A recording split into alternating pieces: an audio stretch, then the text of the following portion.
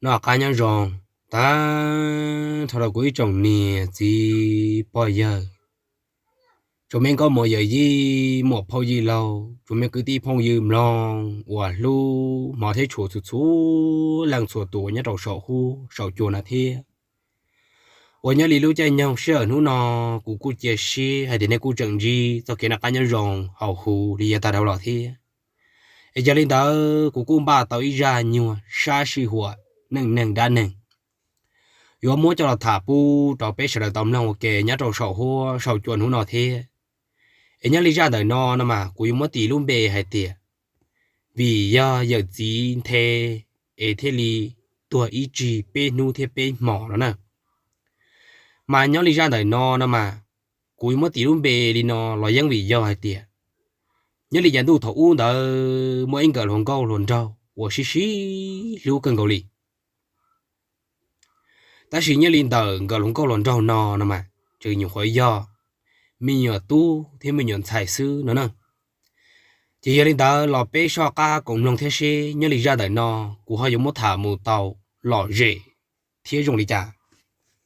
và cô ấy ra trừ sĩ mua trang cần cầu li và nhớ linh chọn ý chia chùa bùa cho chồng tờ chỉ nhớ đầu sát cầu tê họ tê chờ là chùa và bùa đầu sáng nhá lan tờ cô trời mua ít lú rõ là hoa lú rõ trong chua nè nè mà nhớ cho họ lú rõ trong chua nó chỉ chữ mua lú rõ nhớ đồ hỏi thì ít lú rõ nó chỉ nhớ đầu tiền đây nó hỏi lú rõ nó chỉ nhớ đầu sát tí đây sát tí nó nè thì nhưng mù ít nhon chua kế và liền tờ nằng cậu là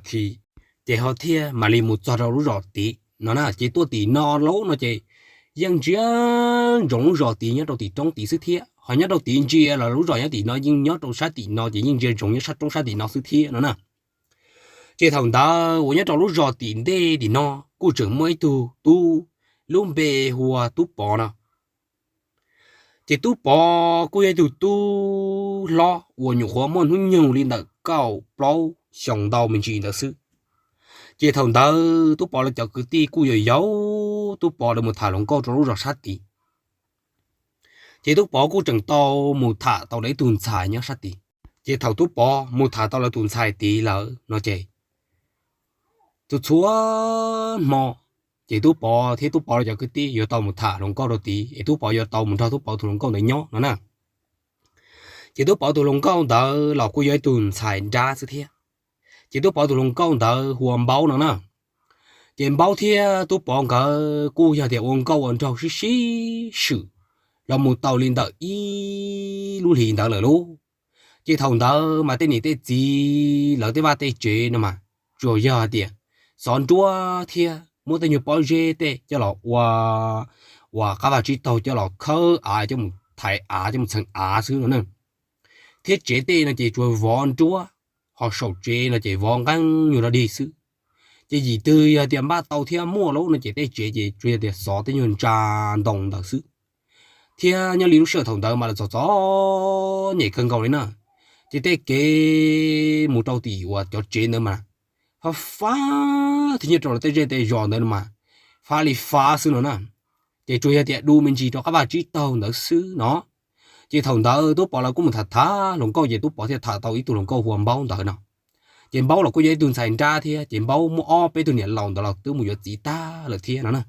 chỉ bao là cô chẳng chúa ô tô bé tôi nhỉ lùa thế chẳng chúa mọ y ô tô nung giàu nữa của chữ mê thế cũng muốn liền một té bự đồ nát lên là té ta là thế chỉ thằng đó ta tỏm bao tôi muốn hướng nhung lên là cậu y một trò cậu o là mù cho cậu bé lúc chồng ta là nó nè chỉ cô giờ thì ít tôi nhiều lòng câu tôi thả lòng trâu là thế cô cho thả lòng trâu tao tàu là thế nữa nè chỉ thằng đó tôi bỏ là cô cho thả lòng câu là thế nó chỉ tôi bỏ thế bao cái cô sĩ thả lên đó xí thả lòng tàu y to lên là lố chỉ cô xí sự thế xí lú cần cầu lý là chỉ thầu tốt bỏ thế tốt bỏ là cho cái tí ở một chỗ bố tí do nó một thả lòng câu đâu tí lú rõ tí là một tí ở chỗ tôi chỉ mà cái kia một cái tăng chỉ kia một xứ nó chỉ thôi chúa mà tốt bỏ bài nó chỉ tốt bỏ tôi lòng câu hoàn bao đó nếu chỉ cô lo là té là chế mà càng mò chỉ bao nè là giờ tốt bỏ tôi lòng câu đó nè cô lo chế thế đó chỉ nhớ trâu thầu tờ luôn chỉ tốt bỏ là cũng một thật thá lòng câu tía hắn cần cầu đi chỉ tôi bỏ là cho cứ tí là nhà của một thả của nhà của một mua nhảy từ lòng câu đầu tiên thì nó nè chỉ lúc sợ thằng đó luôn chỉ tôi bỏ thì tôi bỏ là cho cái tí của một thả lòng câu hắn cần cầu lên đã chỉ nhớ mà tên nu lố nó chỉ giờ chỉ cần đó là nó chỉ tôi bỏ thì tôi bỏ là cho cái tí chứ một đôi cho lòng câu bỏ thì là ô nó mà một trong tờ qua tôi bỏ tụi nó con tờ chế một trò bố đã tê nó mà dùng một linh tờ ở bên số một kề mà thế là dùng cho bố đã tê nữa nè chỉ nhớ trong thằng tờ mà nhớ trong tờ đó trong chuông tờ mà năng chỉ nhớ cho chờ sư nhiều khỏi nhớ linh tờ câu tờ gì năng sư nữa nè chỉ tê va tê chế là nhớ xí đủ để không cầu được thế chỉ ít lúc rồi trời nhưng đủ linh tờ bê bao chỉ cho đàn tờ là mà mới lúc chế sư họ chỉ ta lên tờ sư phá chỉ nhớ trong lúc chế tí nó chỉ như chuột bỏ lúc chế tí nó thì giờ thì gì năng tư lời gì năng tư ấy họ lúc vào lúc chuyện đó ấy nhiệt gì một liều một té ta nhớ là ý lăng tên đó xứ chế nhưng chỉ chỗ tao luôn chứ tôi một bự đồ bố thì té thằng rể là giờ thì một bự rể bự rọ cả tao luôn xứ ta nó này chế cản tu là giờ thì ít chịu trồng tu thôi chế là bố cái bố bò xứ thế là mà nó mình chỉ xứ chế như là một bự trâu bố thì té thằng rể đó mà thì là tao luôn đó chỉ nhớ mỗi mò chỉ tôi bỏ thì tôi bỏ là cho cái tí thế thì đó cá tàu một thả lồng câu khi nó bố thì lúc đó chúng chua tí chỉ lên đó thầu tôi bỏ lại một thằng số tí chỉ tôi bỏ tụ lồng câu nó ta tao nằm mò luôn chỉ tôi bỏ thì li mù kia trong tao tôi bỏ lại tụ lồng câu lúc chuyện thằng ta chỉ tôi bỏ tụ lồng câu chừng ta tao nằm mò chỉ tôi bỏ cũng một thằng tôi bỏ tụ lồng câu nằm mò ta chưa chúa lên đó chỉ tôi bỏ thì là hai trâu tôi bỏ tụ lồng câu thì ấy có gì là mù có tế ta là chỉ là chuyện là chẳng nó chủ cái là nhỏ xứ nó chỉ tôi bỏ tụ lồng câu thì là cho tôi bỏ hai tiền em cũng này thì cũng chỉ là tôi mù ở lia ở tê thì một trăm bê ta là em chú cũng cần tới nhớ ý lăng sư em cháu mà nó chả chỉ bỏ cũng này thì cũng chỉ là lò chế cháu giờ là chỉ lò là cho vô lò thì nó nè mà nhớ trong món tờ lố nó chỉ tôi bỏ lấy một thả lồng câu tớ nó chỉ nhẹ nhưng một thả nhẹ tụ lồng câu sư nó chỉ tôi bỏ trộn một tỏ tôi bỏ tụ lồng câu sư họ tôi bỏ lại cho cái tí chỉ nhẹ những một nhẹ thả nhẹ cho lồng câu ta lại thế chỉ nhớ trong món tờ chạy tú bỏ tụ lồng con là gì nào mà như là té lò nữa nè ta xì lò lì lì chạy tao là cho xứ chỉ giờ lên tờ tú bỏ thì tú bỏ tụ lồng con cờ cú trận tàu xí xí thả lên tờ chỉ nhiều bề rõ và yếu lúa trồng tu kiến được xứng đáng chỉ tú bỏ tụ lồng con là gì cú tàu là bố đã té là cho chế chỉ thầu là cho chế chỉ tú bỏ người đi nhớ cho hậu chế lại nó chỉ tôi bỏ tụ lồng câu đỡ thế li và mò chúa đầu tôi bỏ tụ lồng câu đỡ gì nó chỉ tôi bỏ tụ lồng câu ở gì nữa nó mò chúa tàn thọ chỉ cụ bự là thế chỉ tôi bỏ đầu tôi bỏ tụ lồng câu đỡ cái cụ nhỏ nhiều tiền tờ chỉ tôi bỏ mà đã cá lọt trộn bố tao tôi bỏ cho cái ti là chỉ là mà đã cá lọt trộn bố thì giòn nó xứ nó chỉ tôi bỏ cụ đã cá lọt trộn bố thì giòn nó chỉ tôi tàu mua bên hú tàu cá đỡ là chỉ tôi bỏ là cũng cho tôi bỏ tụ lồng câu được cơ cầu lý thế luôn chỉ tôi bỏ thì là các hai tôi bỏ là cho cái tí thì giờ là sang sư hở nữa chị là các sư giàu thì sẽ cho một thả lồng câu đồ bố tỷ của lúc rõ tỷ nữa nè chị thùng đỡ luôn tôi bỏ thì tôi bỏ là cho cái tí của tàu đã cam ba tôi một thả lồng câu ta chỉ nhớ trong thùng đỡ mà ta tỏ thì xía ở cái lì nào nữa nè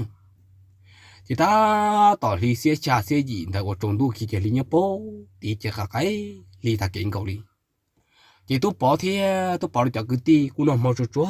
tàn trò chỉ tư dù là trồng tu tao là luôn chỉ là mù chỉ lấy những cái lần lúc nhật tăng mù thứ thiên đó chỉ thầu nó tôi bỏ là mù toàn tôi đó bỏ toàn cháu kê nào chả bỏ tôi bỏ tôi không có cái cách tăng tao chế tu chỉ tôi bỏ chỉ tôi bỏ tôi không có tao kê nên chỉ tôi bỏ tôi không có thì nên thứ tôi là lò chỉ tôi bỏ thì ở bên thứ tôi là có dùng một ác trì nè chỉ tôi bỏ trường hai lên đó rồi tôi bỏ tôi không có chỉ tôi bỏ tụ lồng câu thì tôi bỏ tụ lồng câu nhiều thế gì chỉ là té loại tôi bỏ tụ lồng câu ít lần xí chế tôi bỏ tụ lồng câu chỉ tàu lúa tôi bỏ tụ lồng câu tôi muốn cho chạy viên giàu bự đồ bố tọt nó ấy thế là tàu lúa chỉ ta kìm mà sơn gió là bố khai bốn bò xứ nó chỉ thầu nó tôi bỏ thì bố tứ tua là chỉ ít đặc cam đồ bố tọt này chế giờ cái tin nó là tôi muốn cho và nó chạy viên giàu tọt nhỏ thế là chỉ ít đặc cam đồ bố tọt này chế sẽ ít nhiều bè tọt đây nó sẽ bỏ và cái này theo cái gì cái lò nữa nè giờ thầu nó tôi bỏ tụ lồng câu đỡ thia tôi bỏ người theo đi theo đi trả tàu trả cá là một trâu bố tọt chế nó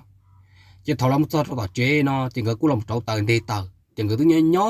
trâu tôi ít trả lại thôi tôi nhớ thành trả gì mong rồi đó nè tôi chỉ nhớ trong mong đợi mà cả cái lì chỉ tôi bỏ tụ lồng câu đỡ gì là tế lò nó chỉ nhưng giờ trồng tôi mà là tế lò xứ chỉ mau lò xứ theo cái lì chỉ mà lò nó chỉ tôi bỏ tụ lông câu và chỉ đó nó mà lo là té lò nó chỉ máu lò xứ nó chỉ tôi bỏ thì tôi bỏ tụ lông câu cái cô chừng nhỏ cho hậu chế chỉ cái cô chừng nhỏ nhỏ xí thảo hậu chế luôn chỉ cô yêu ông câu ông trâu để là thế chỉ tôi bỏ thì lấy tay tôi bỏ tụ lông câu thì tôi ông câu ông trâu xí luôn để ta bỏ đi nó lấy có bỏ cả một cái gì lúc đó cũng ý rồi ấy xe họ dùng đi trả thì cũng thì lý ứng tàu thì bao thì có lúc cũng thì tí nó nữa chỉ thằng nào tôi bỏ tụi nó có chẳng hay đâu tôi bỏ thì chả có hay chỉ lý con ấy có chỉ tao mua đâu cù lò nó nữa chỉ tôi bỏ thì lại đâu tôi bỏ tụi nó có thì tôi ăn lăng sư ấy chẳng tao mua đâu lăng tư chỉ tôi bỏ tay tài giỏ của tôi bỏ tụi nó có chỉ mua đâu tôi bỏ ý giỏ sư thiên đà đó nữa chỉ tôi bỏ tay tôi bỏ tụi nó có liền thở lú chỉ tôi bỏ tụi nó có chỉ cả liền thở chỉ tôi bỏ tụi nó có thì có qua lý co xin là chỉ một bự lắm nữa chỉ tôi bỏ tụi nó có khiếu một bự là tôi bỏ chảo cá một đôi tỏ ra thế nào tôi bỏ mù mua sùa mù mua nửa mua nhẹ tỏ ra thế nào chỉ thầu nó tôi bỏ tụi nó có là cá sấu làm để tạo chỉ tôi bỏ là cá sấu làm để tạo thế nào chỉ tôi bỏ tay tôi bỏ tụi nó có lên tạo rồi luôn chỉ giờ lên tạo tôi bỏ tay tôi bỏ tụi nó có lên tạo ý như chỉ rồi chỉ tôi bỏ tụi nó có cú sai thì ông có ông trong để ta bọn tới thiệt ôi cha tôi bỏ vô một tay hàng tan bảo xỉ mua ra cái lô tôi bỏ ý rồi sẽ họ dùng để trả thiên đàn nữa chỉ thầu nó lô tôi bỏ thiệt tôi bỏ tụi nó con cái chỉ lấy tôi muốn trẻ trong đợt họ trong nó chỉ đầu rong nó mà cả cải liền như trụ trở chỉ cú giỏi thì chỉ cá tăng là cú nhiều bỏ kề đó đi thế đó nữa chỉ thầu đó tôi bỏ ta tỏ mó tôi bỏ tụi nó con khởi cái trong đợt họ trong đàn nữa chỉ ta tỏ một tia giờ ta tôi bỏ cái là on nhiều và lệ tia ta thế luôn chỉ tôi bỏ ta tỏ một tôi bỏ nhiều lòng câu khởi lưu trong đó họ trong đó chỉ ta tỏ lúc xưa thằng tới tôi bỏ tôi lòng câu nó chỉ là tê lọ tròn tuần đó thế chỉ họ chỉ tiền loại các tăng lên từ trâu thế nào mà chỉ tôi bỏ tôi lòng câu chỉ nó chỉ lọ chỉ chẳng chỉ là máu lọ thế thế chẳng chỉ là chỉ các tăng là chỉ là chỉ từ trâu chịu cho máu là chân tôi tỏ lo chân tôi tỏ hoặc tao chỉ sẽ tỏ non chưa tỏ họ trong với cha họ trong chuan phi họ chỉ cần họ trong nè với cha bỏ đúng một rong tới họ chỉ cần họ chỉ bỏ trấu tàu đi thiên nữa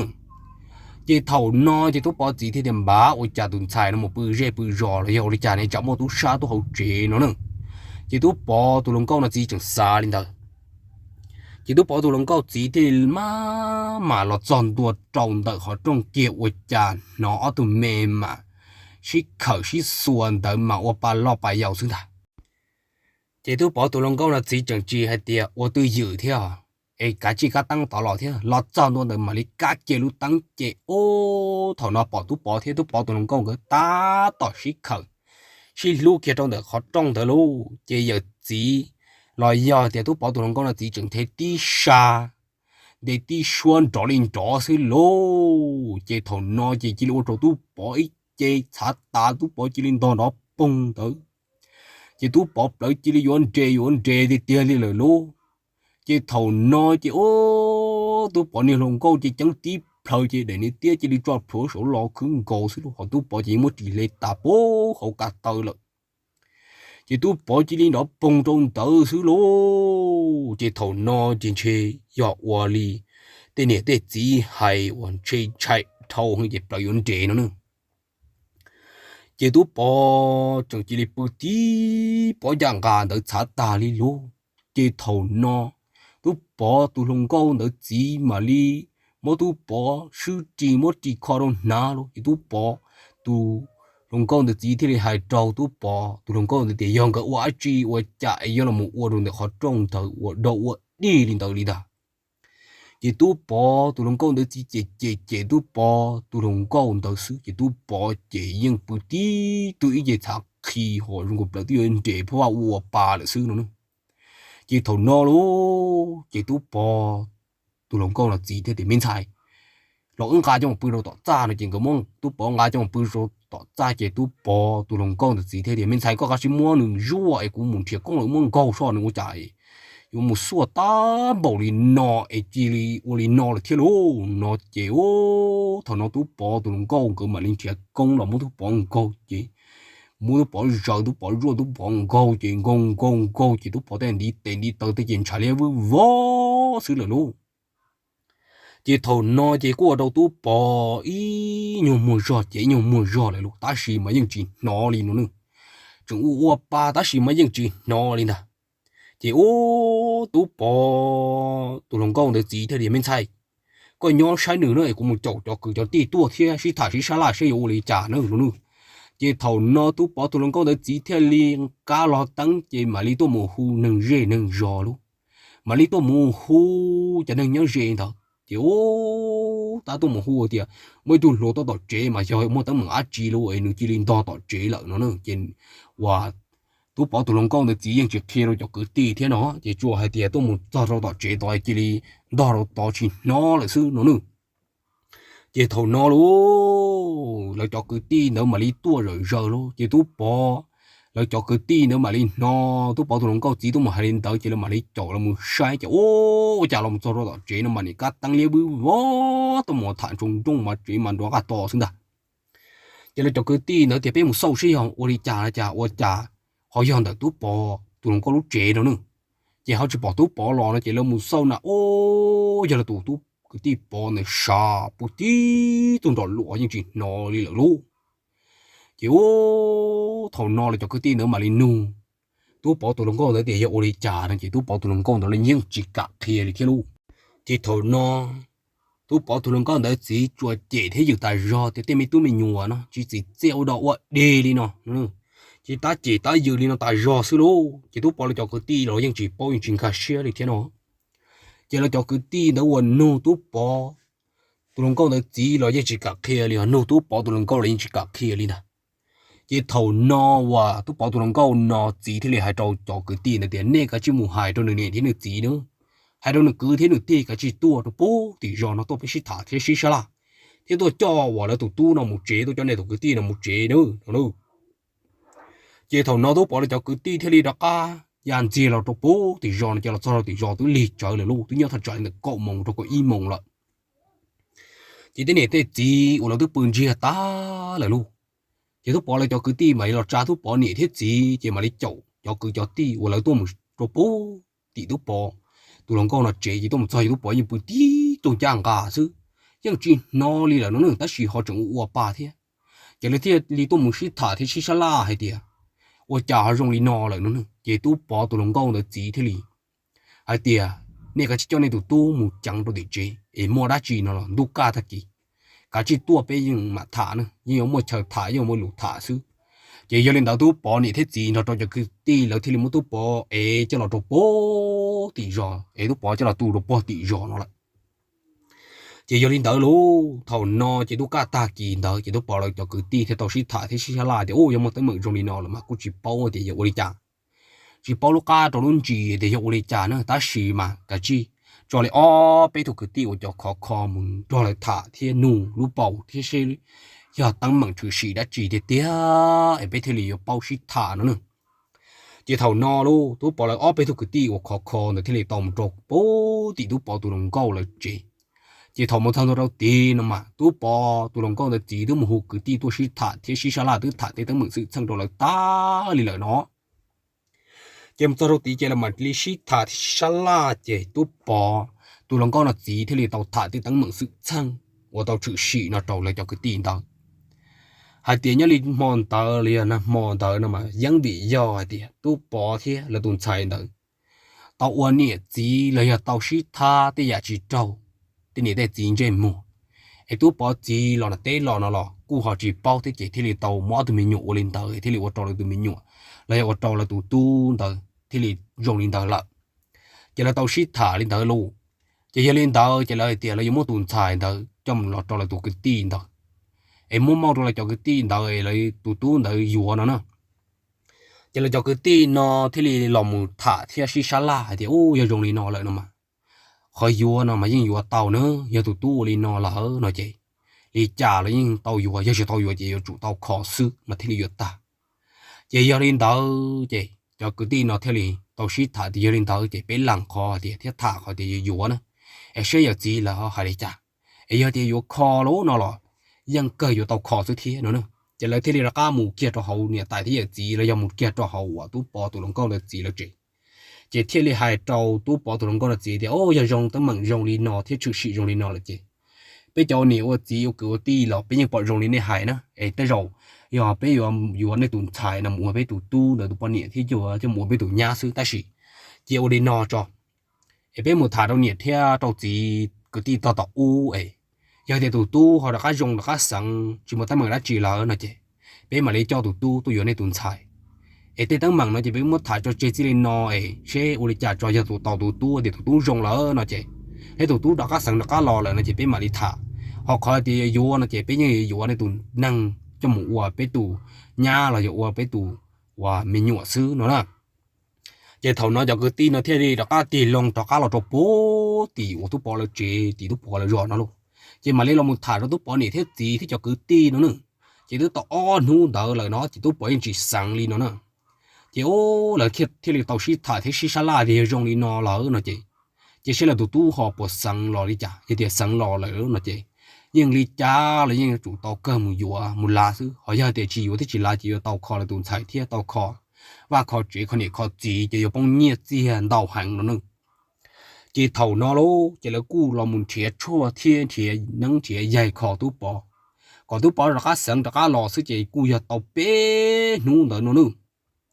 chỉ từ ta su đó là chỉ tú bỏ nhẹ thiết gì cú giờ thì u su nó thôi chỉ tôi bỏ mà đi tôi bỏ mà đi ô sợ tàu là rồi chỉ tôi bỏ cháy plan nó chỉ tàu bé nung đời nó nữa chỉ tôi bỏ thì là hai tôi bỏ này thế gì ở trong họ bự họ nói yêu đi chào một thứ mình đã chỉ tàu cũ nữa chỉ tôi bỏ này thế gì thì là hai tôi bỏ thì mấy tôi có thứ sẵn lo lại lo chỉ là tôi bỏ này thế gì thì là ở rau mà là tôi bỏ nó chỉ là tôi bỏ này thế gì ở rau ở sụt tôi bỏ nó ta chỉ thì là tàu một tàu cho cứ cho tí tôi xí thả thì xí la luôn chỉ thằng nào mà tôi bỏ in cho cái rùi trở cho cái rùi trống hay thì thằng đó chỉ tôi bỏ nó thế ý xua sự chịu trả tôi bỏ chỉ liên toàn nó tông lên là chỉ là thằng đó là tôi bỏ chỉ là chỉ cho cao cho tôi bỏ nó là tôi bỏ bự sầu ra lại xứ nó nè chỉ cho cái tê là tàu tôi muốn xí thả thế xí sa la thì tôi bỏ nó thế sang đó cái lò lỡ nữa chị lấy用ba cho tôi bỏ tôi một chỗ bố tỷ tôi bỏ tôi lòng câu nó chị ấy giờ tôi muốn cho là nhẹ thế gì thả thế cho cái tê nó trả thả xí vô đi trả nữa thế tàu vua nó chỉ lấy vua nó tuần xài tí lo, ở đó bỏ nhẹ chứ, ở chỉ tàu vua nó lố nó chỉ còn nhẹ thế chỉ cái chim ban nhiệt chỉ còn tàu mùi vua khó xứ nào nó, chỉ thầu nó tôi bỏ cú rong măng bể cho cá lò chỉ lấy cú lòng bể thế đó mình sự sang được tôi bỏ nó, chỉ tôi bỏ thế li mà hai tôi lỡ hai thì tôi bỏ chỉ chuẩn nó thế tí xua thế tí chế thầu à, tôi bỏ tôi lòng con của nhau được họ trong xứ, chỉ tôi bỏ chỉ lên to nó tông là xứ chỉ đồn đó là tôi bỏ những chuyện nọ đi lợi nó nè. thì ô để cho cái tí thì tàu xí thả thì xí la luôn chỉ là cụ tàu ba và tên nhua khổng xí luôn ba nè ba gì ba mẹ công ba nè tay chua ba phi la tên nó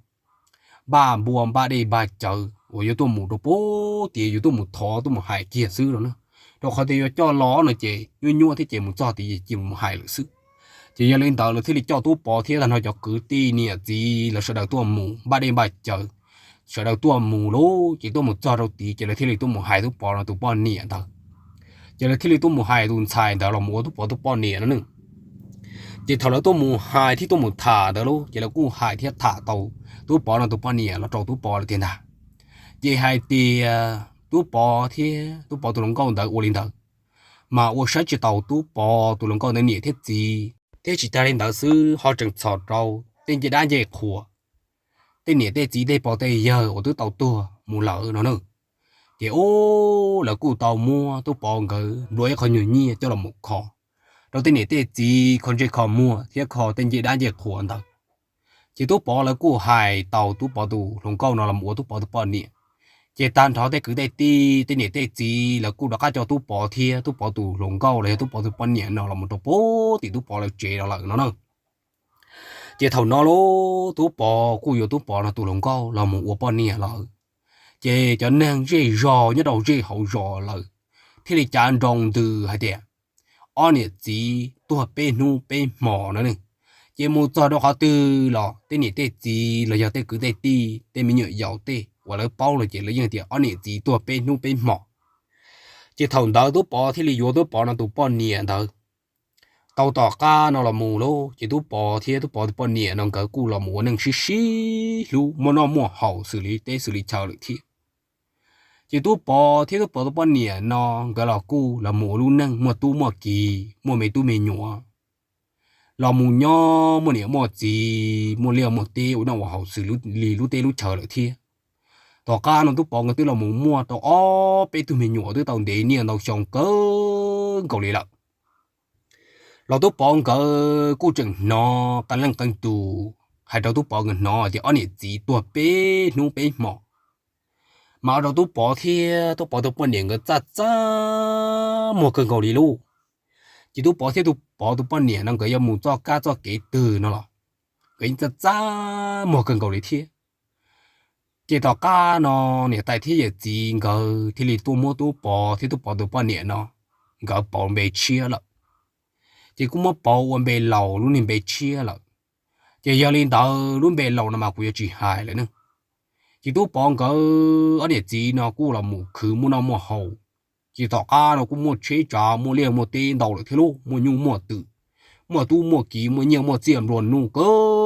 cầu đi lợ nó nữa tu bọn cái địa chỉ nó cũng xí lỗ cần cầu đi đã nhẹ lần nhẹ giờ hay lù rong đâu gì họ tu chỉ nó là giờ hay lù rong tàu tụi nhẹ thế mà cái gì xí lu cần cầu lên đã em mua hậu mua cá mua chua là thế cứ để ti mà này tua cổng trông trông họ thế cứ ti thế mua nó là tu bong cái này gì nó mà này chậu họ thế cứ để ti nó thật sự cho bể đi thế chỉ cú ở trâu cho này gì cứ ti nhà trâu lúc gì lúc rõ họ lại cú mua mua hậu xí ban đồng tự thế chỉ thầu là mua tu bong nó cái bỏ nó bể lầu nó là mùng lợn chỉ là cụ chỉ nhà cá tu bò tu bò nhẹ nòng cờ lu bề thì tu bê nu bê mỏ nó rù là một lợi thiê chỉ tỏ cá nó tu bò người tư là mù môn hướng nhung liền nợ bao cho tự chỉ cho chồng lợi nữa chỉ tu bò người cu là mù mua tu muôn xài mua vầu mua tu mua nhà ta liền lợi chỉ tỏ cá nó ở tu bò nhẹ cờ tên thái tây vào nhớ dê trong đó tú bỏ là lu giòn đó thì cũng muốn nó mua hầu đây thì cũng nó ngồi dài tên nó thì tú bỏ thế tú bỏ bao nhiêu cái cũng một cọng cong thì chỉ nhớ mỗi chồng tọt a nó ở nhớ dê trong đó nó hẹn là người cũng mấy đồng xài thế tú vào tôi nhớ trong đó đó nữa thì chừng mua ít tôi cứ ti ở nhớ trầu chỉ để chỉ dê là tôi một cọng là thiệt chỉ thầu đó lố chỉ là tú và tú bỏ nó tú xài thế tú vào chẳng có thay nhuận năng khó mình nhọ chẳng có tôi một cọng để cho nên tao bé mấy tụi thằng dê và tao một cọng là thế chỉ thế nên rồi tụi cứ tin là sĩ thả thế sĩ nô thì ô giờ li tụi tao giờ lần từ chỉ thế nên nô thế thì thả chỉ thế nên bia thế nên kẹt sao thế tăng bằng sự sang của tao chửi sĩ như là dân tụi cô cá bố thầu uống đời ổn đây thầu cái trong cái quần trâu là một giọt trâu thầu luôn đang tả sĩ nó lại rồi tụi thằng dê đỡ nông nữa chị cho nên tớ ở nhớ đi ra tại nó mà cũng mất thả lọ cho chị đi nó xứ em cô ấy ra trừ xì và tàu lọ dễ thì họ tàu tù xia thì cô ấy ra tàu cỡ cầu đi em biết chúng mắm long và cái lọ dễ nông lọ nó cho nó nhông nhá cho sầu khô sầu chua xứ em cô bảo thế chị xia để thằng nên đâu cũng nông ta ra nó là nên sợ đời chuẩn chi cho cái nào cá nhau rong họ hù một đôi là gia tận đê ai thọ có sở đầu bây giờ tư là có tao nhận đầu cho lý lúc xếp xa xếp nhẹ xếp chào sư ai biết không mà lý xin chi xin cho là một nông nhất rồi được ra tận đây nó thọ có sở đầu chuẩn chi cho cái nào cá nhau rong sở đầu nhau rong